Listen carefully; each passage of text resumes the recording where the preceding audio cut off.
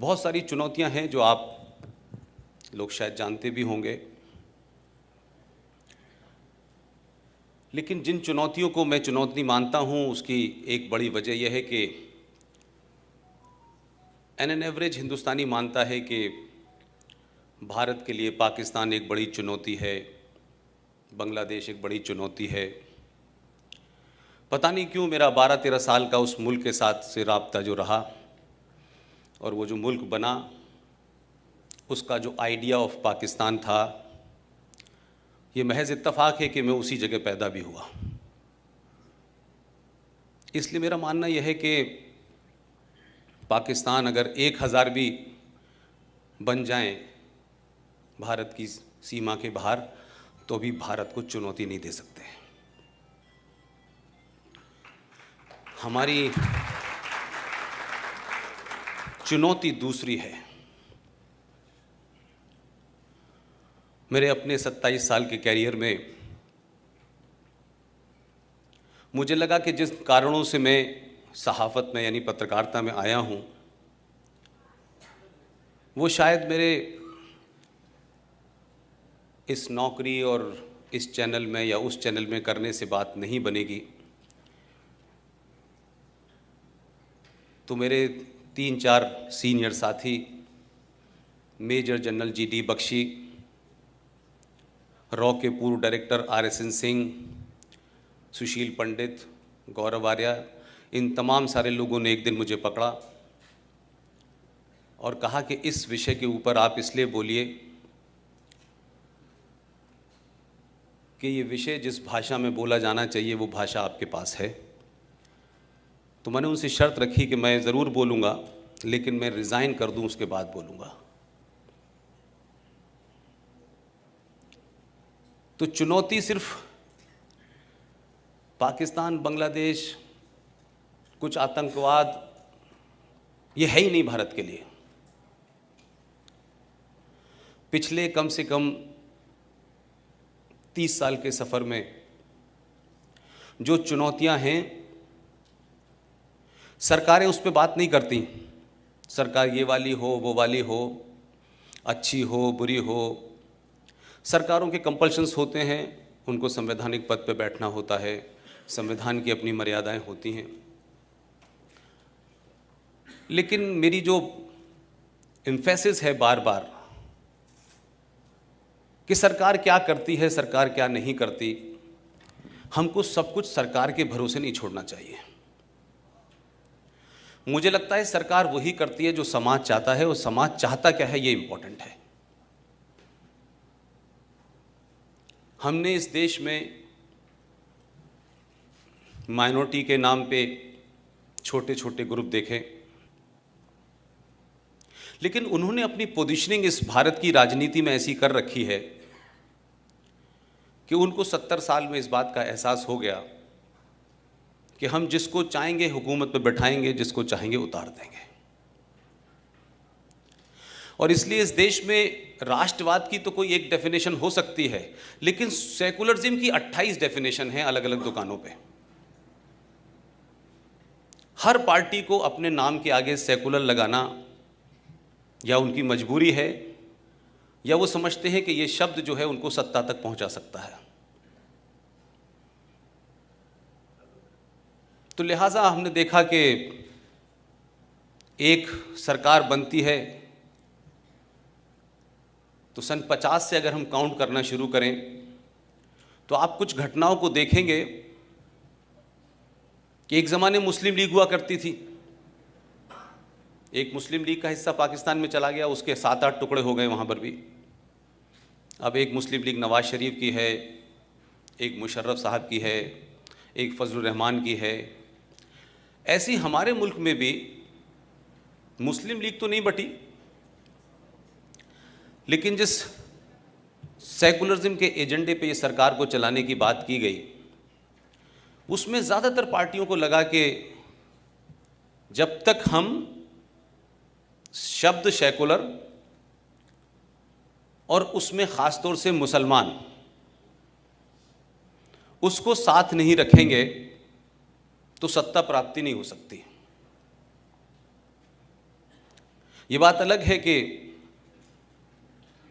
शब्द सेकुलर जो था वो 76 में आपके संविधान में, आपके प्रियम्बल के अंदर, आपके जो मूलभूत ढांचा था उसमें जोड़ा गया और उसको कोडिफाइड भी किया कि ये करेंगे तभी सेकुलर आप रहेंगे, क्योंकि उससे पहले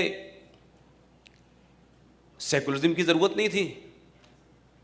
तो 76 के बाद का आप अध्ययन करें और इस देश में कम्युनल वायलेंस देखें अगर, तो जिस दिन से ये इस शब्द का क्वाइन करके आपने संविधान में डाला और फिर उसको कोडिफाई किया कि सेकुलरिज्म का मतलब है कि आप अपने इतिहास को, आप अपनी संस्कृति को जितनी हीन भावना से देखेंगे उतने ही बड़े सेकुलर होंगे आप राष्ट्रवाद की बात करेंगे तो आप कम्युनल होंगे, आप हिंदुओं की बात करेंगे तो आप कम्युनल होंगे। तो इस तरीके का नैरेटिव एक क्रिएट इस समाज में कर दिया गया कि लोगों को लगा कि हिंदुत्व की बात करना, राष्ट्रवाद की बात करना ये बड़ा जोखिम का काम है। तो उसके हिसाब से बड़े बड़े संगठनों पे बैन भी लगाए गए जो हिंदुत्व की बात करते थे। तो आप देखें जैसे ही मुस्लिम लीग दिल्ली से बाहर होती चली गई धीरे धीरे और जो केरला में जाके सिमट गई, उसके बाद 1973 में बाकायदा उस वक्त की हुकूमत ने मिलकर के एक नई दुकान शुरू करवाई और उस दुकान का नाम था all India Muslim personal law board. क्योंकि मुसलमानों की जब तक कोई दुकान दिल्ली में नहीं होगी तो सेकुलरिज्म बिकेगा कैसे। अब वो all India Muslim personal law board एक अभी अभी इस देश के ज़्यादातर लोगों को पता चला कि वो कोई एनजीओ है। उससे पहले कुछ ऐसा इंप्रेशन था कि all India Muslim personal law board जो है वो कुरान शरीफ का हिस्सा है। तो बड़ा समझाया लोगों को कि कुरान शरीफ का इससे कोई मतलब नहीं, एक एनजीओ है। और जो इंदिरा गांधी को ज़रूरत थी उस वक्त इसलिए खुलवाई गई, उनकी सहमति से खुली। और जो काम मुस्लिम लीग करा करती थी एज ए पॉलिटिकल पार्टी वो उसने ले लिया। अब जब वो कमज़ोर पड़ने लगे तो सेकुलरिज्म का मतलब आखिर में ये हो गया कि उत्तर प्रदेश में 2012 में एक पार्टी ने अपना मैनिफेस्टो जारी किया और अपने मैनिफेस्टो में ओपनली 2012 में उसने लिखा कि अगर हम हुकूमत में आए तो जितने भी मुसलमान आतंकवादी हमने पकड़े हुए हैं, जेलों में हैं, हम उनको छोड़ देंगे। उसके बाद भी बात नहीं बनी। तो बाद में फिर मुसलमानों की कुछ तो उनके अपने कर्म और कुछ कांग्रेस का उनके ऊपर कर्म ऐसा रहा कि उनकी रेलेवेंस धीरे धीरे कम होने लगी। तो एक नया वर्ड कॉइन किया गया, पूरी सोच समझ के, बड़ी रणनीति के साथ, और उस शब्द का नाम था हिंदू टेरर। और इस हिंदू टेरर की थ्योरी को पड़ोसी मुल्क ने भी मदद की उनकी, क्योंकि वक्तन वक्तन वो मदद करता रहता है इनकी और यहाँ से मदद लेने जाते रहते हैं लोग। कभी कभी गलत वक्त पे मदद कर देता है इनकी। तो अब हिंदू टेरर के बाद ये समझ नहीं आया कि भाई अब नेक्स्ट क्या करें। तो हिंदू टेरर को कुछ लोगों ने सीरियस नहीं लिया, लेकिन इस देश के 31% लोगों ने इतना सीरियस ले लिया कि 2014 में गलत बटन दबा दिया।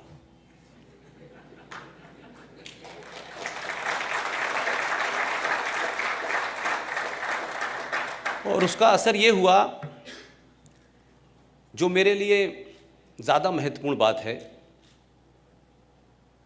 मुझे इसमें बहुत ज़्यादा दिलचस्पी कभी नहीं रही कि सत्ता में कौन आया कौन गया। 2014 में जिस तरीके से इस देश के हिंदू को, मेजॉरिटी को पॉलिटिकली, सोशली गाली दी गई, उससे हिंदू ने कहा कि हम एक पॉलिटिकल टेररिस्ट बन के ही दिखाई देते हैं। अब उसका नतीजा ये हुआ कि सरकार में कुछ राष्ट्रवादी लोग आ गए। अब उनको ये अंदाज़ा नहीं था, आप सबको याद होगा कि 26/11 कब हुआ था, वो भी इलेक्शन से पहले की बात थी। लेकिन कुछ कुछ बातें दिल्ली से यहाँ नहीं पहुँचती हैं। जिस वक्त दिल्ली में, बॉम्बे के अंदर 26/11 हो रहा था, उस वक्त के पाकिस्तान के फॉरेन मिनिस्टर उस रात दिल्ली में मौजूद थे, जो इस वक्त भी पाकिस्तान के फॉरेन मिनिस्टर हैं। तो जब आप भारत से पाकिस्तान को देखते हैं तो आपको यहाँ के अखबार, अल्लाह उनको थोड़ी अकल दे, इतना बड़ा के लिखते हैं, लगता है कि पाकिस्तान कोई बहुत बड़ी ताकत है।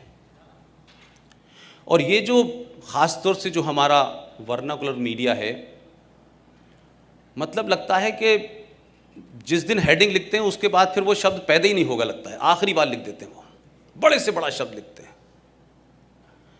और उसकी वजह से आपने भारत के जनमानस के ऊपर एक साइकोलॉजिकल डर पैदा कर दिया है उस देश के बारे में, जो देश अपने आप से डरा हुआ है।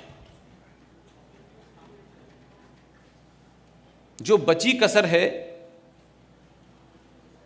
वो हमारे मुल्क में कई मुसलमानों की दुकानें हैं, कोई 30-40, उसमें भी बड़े बड़े लोग हैं, आजिल फाजिल, वो भी आपको डराते हैं। लेकिन 2014 में आप कौन सरकार आई या नहीं आई, उससे ज़्यादा महत्वपूर्ण जो बदलाव मेरे लिए है कि पहली बार मैं इस देश में 4 या 5 लोकसभा इलेक्शन कवर करने के बाद मैं देखता हूं कि जो राष्ट्रवादी ताकतें थीं, उनको अपने हिंदू होने पे जो अपोलोजिस्टिक थे वो समाप्त हो गया है।